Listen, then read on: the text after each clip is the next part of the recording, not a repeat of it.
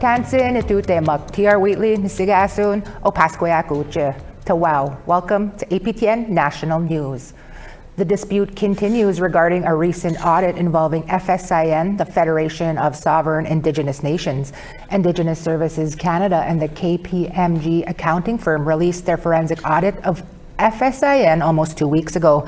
It found $34.3 million in ineligible, questionable, or unsupported funding. The FSIN says they provided over 51,000 documents in response to 717 questions and have now released 11 facts addressing the findings. Last week, ISC first said the FSIN never requested a full copy of the audit, then later clarified that they had. However, ISC says its policy is not to share full audits with funding recipients to protect sensitive information, adding the FSIN will receive a line-by-line summary of the findings. FSIN has since posted 11 numbered facts about the audit to their social media. They defend everything from high vehicle mileage to COVID-19 expenses being fully accounted for, and allege opposition forces tried to sway the 2024 FSIN election in favor of Ottawa-aligned candidates. Saskatchewan Premier Scott Moe was asked about the audit recently and praised 4th Vice Chief Craig McCullum's letter on accountability to Saskatchewan First Nations chiefs. I did appreciate Chief McCallum's comments to ensure everyone is moving forward in an honest and humble way, and I think that is in there are some words for all of us. Megan Gallagher went missing in September 2020. Her remains were found 2 years later near St. Louis, Saskatchewan. Now the last of 9 people charged in connection to her death is standing trial. Roderick William Sutherland is facing charges of manslaughter and indignity to human remains before a judge and jury. Sutherland is the first to face a judge and jury. The other 8 either pleaded guilty to lesser charges or had them stayed. A publication ban has been put in place. It prevents details of Sutherland's case being shared with the public until it concludes. The trial is expected to last 3 weeks at Saskatchewan's Court of King's Bench. Nearly 750,000 students throughout Alberta stayed home today after the Alberta Teachers Association went on strike.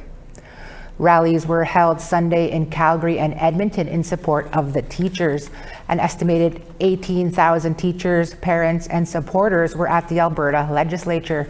The 51,000 teachers from the public, Catholic, and Francophone schools are asking for pay increases, hiring of 5,000 new teachers, and the reduction of class sizes. They have been working without a contract since August of 2024. A new addictions treatment clinic is opening up in Winnipeg with a focus on helping First Nations in Manitoba's Island Lake region. 2 organizations, Anisinunu Ogamawin and 4 Arrows Regional Health Authority, developed the service with healthcare providers and peers who have lived experiences with addiction. The Manitoba Anisinunu Mobile Action Network, MAMIN for short, will provide addictions and mental health services to urban and remote communities. Along with its hub facility near the Winnipeg Airport, MAMIN will travel to the Island Lake region, providing residents up there access to addiction treatment. Anisinunu nations like St. Teresa Point, Wasagamak, Red Sucker Lake, and Garden Hill will benefit. The organization says that just last year, Rapid Access to Addictions Medicine, or RAM clinics in Winnipeg treated 144 individuals from Garden Hill alone. 60 Garden Hill residents are already on MAMIN's waitlist for treatment and support. This is why this clinic matters so deeply. Here, peers with lived experiences work alongside nurses and physicians. Here, care is brought closer to our nations through a hub and spoke network that reaches even the most remote places. And here, we begin to close the gap between the care people need and the care they can access. Saugeen First Nations' fight to be recognized as the rightful owner of a popular beach in Ontario ended over a month ago. That's when the Supreme Court of Canada refused to hear the town of South Bruce Peninsula's appeal. Over the weekend, the community joined together for some sun and sand to celebrate getting the beach back. Here's APTN's Annette Francis with more. Buddies Gage, Paul, and Reese Ritchie challenge each other's aim. They're celebrating on Saugeen Beach with other members of the Saugeen community. It just feels nice to know that we finally got our land back after so many years of fighting for it. Saugeen Beach has been a popular destination since the early 1900s, when it was known as Sauble Beach. The property runs on the northern edge of the First Nation. It's just over 2 kilometers of prime beachfront that was not included as part of the reserve due to a surveying error in 1854. Councillor Sonia Root says it's been a fight for generations. When I was a kid, I remember my dad was on band council at that time, and he showed me where the boundary was, and he told me one day we're going to get that back. That's our beach. And he told me that, and he's been gone for a while, but today his grandchildren and great-grandchildren are here for the victory, so it feels amazing. Councillor Randall Coggy says today's private victory celebration is huge for the community. It's a validation of their history. This victory is in honor of our ancestors. This wasn't just a one-generation fight. We've been fighting this since before the ink dried on the treaty, right? So it's been a 170-year fight to get to this point, and I think this victory is something that belongs to all our people, especially our ancestors. But more importantly, I am encouraged when I see our children here today. According to Coggy, relations with the town of South Bruce Peninsula will take some time to repair, but with a willingness to work together, it can happen. Right now, the community needs to work on the second phase of the case, how to get compensation for being dispossessed of the land for all those years. My hope is that we don't have to litigate that, but in fact we can resolve that through negotiations. The one thing that I think was very interesting about this case, that I think stands apart from a lot of cases, that our treaty partner actually stood with us. Canada was actually an ally and acknowledged that these lands should have been and always should have been part of Saugeen. So that you don't see that very often. I think that was a very unique example, but my hope is that we work to resolve those issues through negotiations. We don't have to litigate that portion of it. For Paul and others celebrating today, the memories of a victory will last for generations to come. I'm pretty sure that my kids and my kids' kids will be pretty excited to know that their dad and grandpa, grandma and mom helped change the sign. Annette Francis, APTN National News, Saugeen First Nation. And we introduce you to a musician who's sharing her 60 Scoop story when we come back. Cheskwa.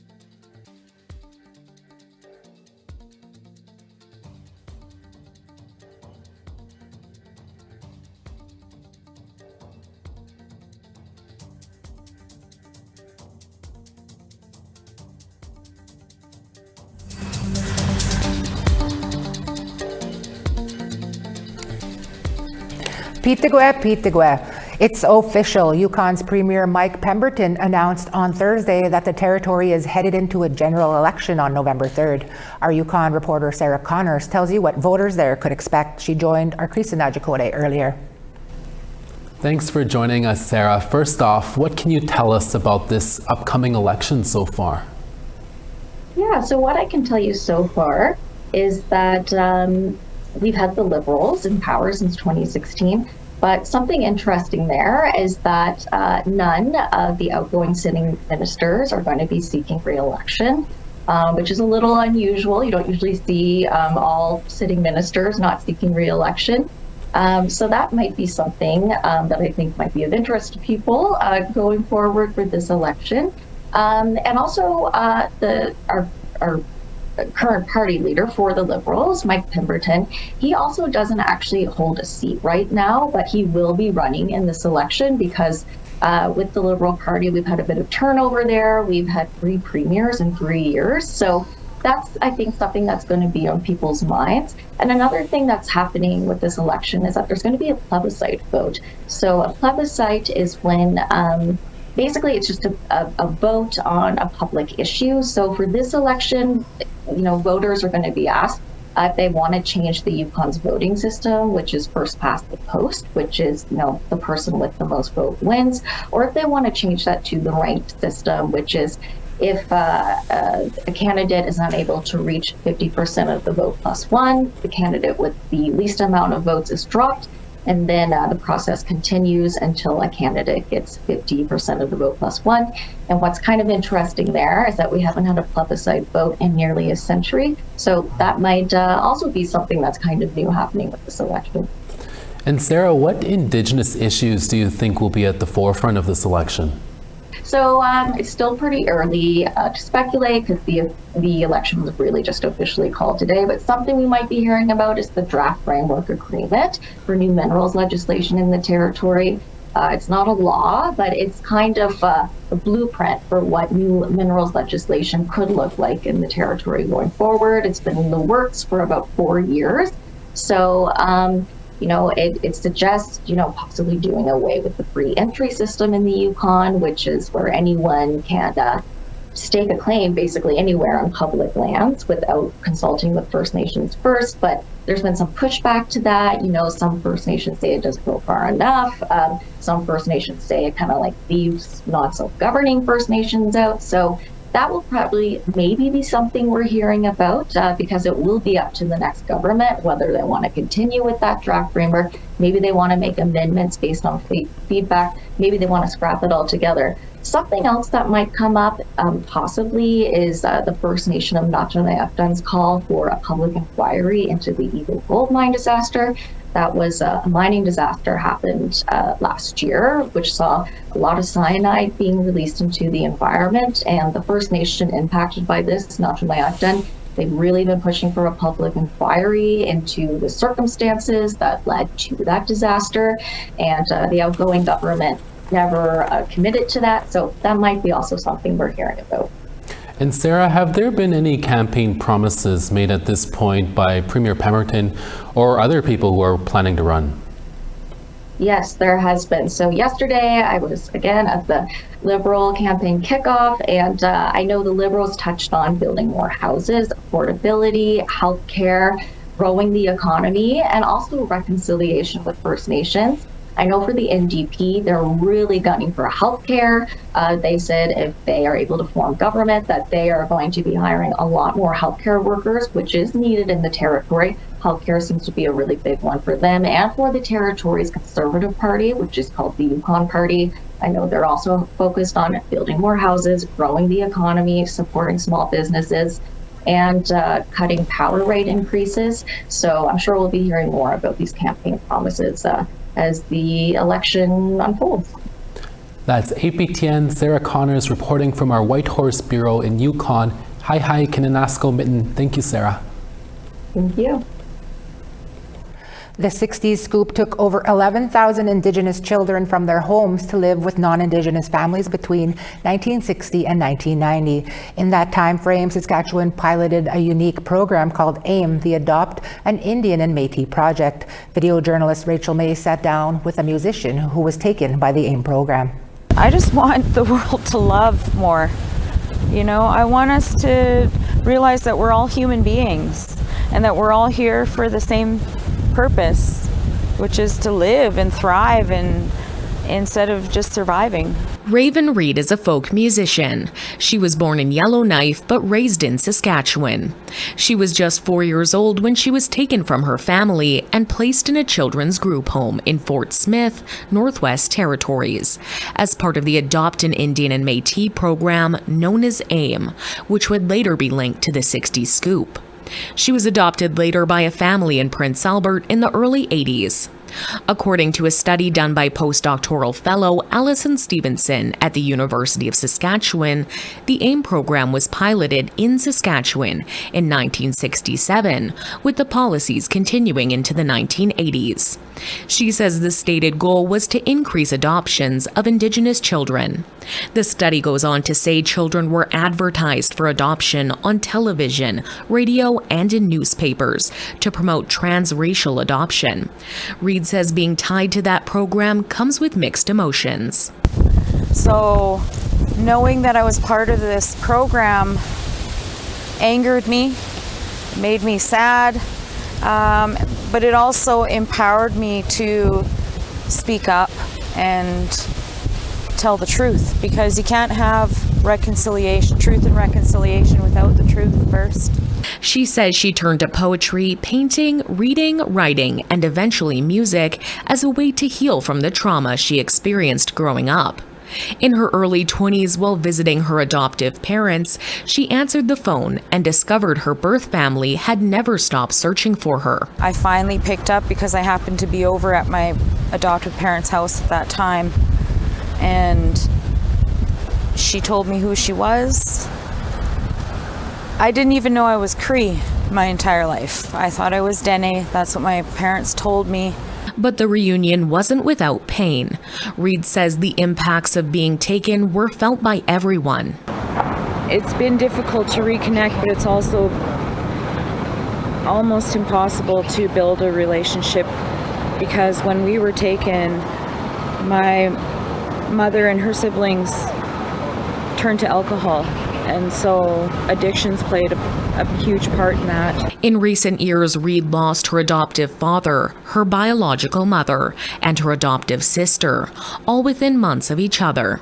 She says her story is filled with hardships, but also with strength and resilience. There's so many things that we still face today here in Canada on treaty lands that we need to stand up and say something and point it out and be brave enough to come together as a community, as a country, to face those truths, to listen to them, and to stand up and do something about. There's 94 calls. Reed wants all survivors of the 60s scoop, residential schools, and those living with the intergenerational impacts of these systems to know they are heard. I want you to know that you're not alone, that we're all out here feeling what we feel and trying to make a difference. I think that if we try to get onto the same page, which is love each other, you know, how you love yourself, we can make a difference. We can change the future for our children and our grandchildren. Rachel May, APTN National News, Saskatoon. And we tell you about a pair of friends hoping to win this year's Pow-Wow Pitch. That story when we come back. Cheskwa.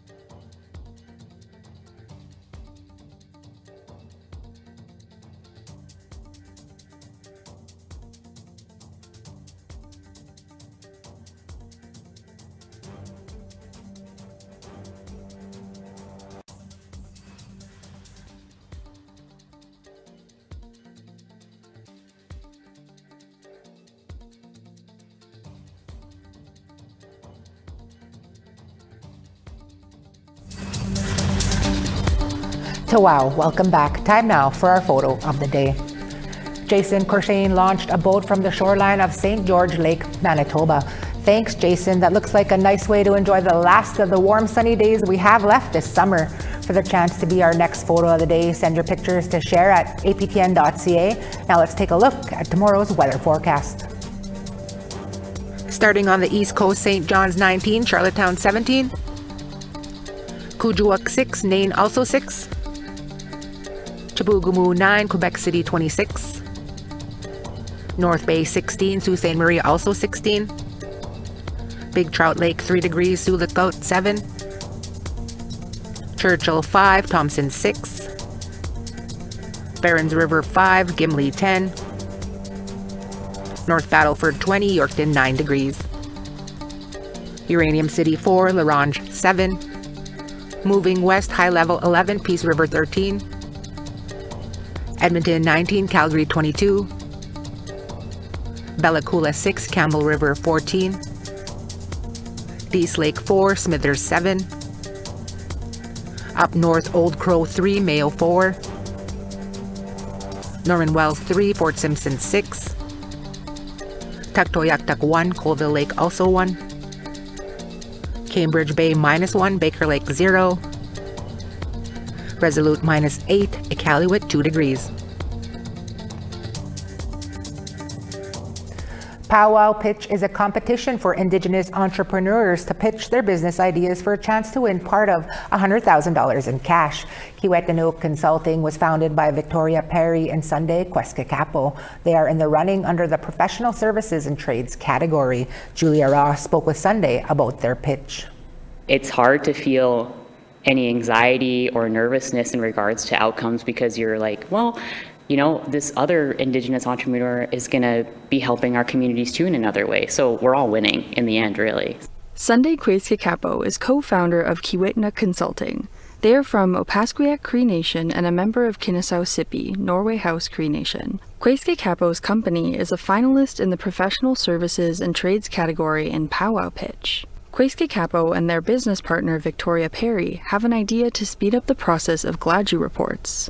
So we're currently working with a tech company to make our software a bit faster and to be able to make Gladue reports less expensive and speed up the timelines as well. And we're also coming from lived experiences, we're coming from a community perspectives, and so we're really hoping that this prize money will lead us to bringing more of our community members home. Gladue reports are used in the court to help judges understand an Indigenous person's life before sentencing. Gladue reports are considered integral to the restorative justice process. We connect with community members and their family and friends, and we help tell their story towards the court and be able to give them a voice in a very difficult, sometimes system. Gladue reports have a wait list up to 6 months and cost up to $6,000. The backlog is not helping anyone. Kiwetinook Consulting will try to change that. Kiwetinook actually means north wind in the Swampy Cree language. And so we really want to honor our name and continue working with often underserved communities, including the North and the Arctic. Writing Gladue reports is a lot of work. The accused person's family, friends, former school teachers, elders all have to be interviewed.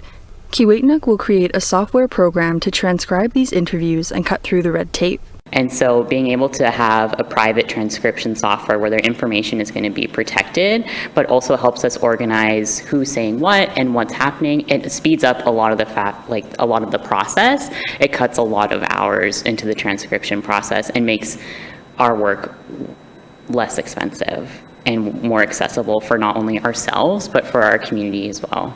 Queskakapo says the pitching experience so far has been empowering. Yeah, to be able to represent not only being an Indigenous business, but also as a 2S LGBTQ+ business as well, it's very empowering to be showcased among fellow Indigenous entrepreneurs in such a great framework. It has been very impactful, not only for ourselves, but for community. It's very obvious that our type of work and diversity is very much needed in our communities to make it more safer, diverse, and inclusive.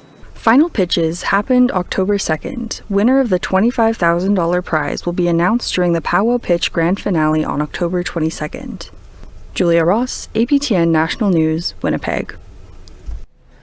And that's your APTN National News for this Monday, October 6th. Quick shout out to a couple of colleagues, both Creason Adjacote, our host with the most, and our editing wizard Thomas Sellers are celebrating their birthday today. And Sandra Seidel, our stellar lineup producer, tomorrow. Mino Tipiska Netute Mak, happy birthday.